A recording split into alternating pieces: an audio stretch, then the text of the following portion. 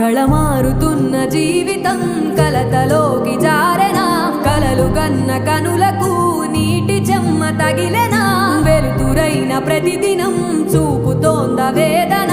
అందమైన బతుకున అలజడి చలరేగెనా ఏమిటి నీ పాపం ఏమిటి నీ నేరం చీకటి ముసిరిందే చిటికల్లోనా తీరదు నీ శోకం మారదు ఈ లోకం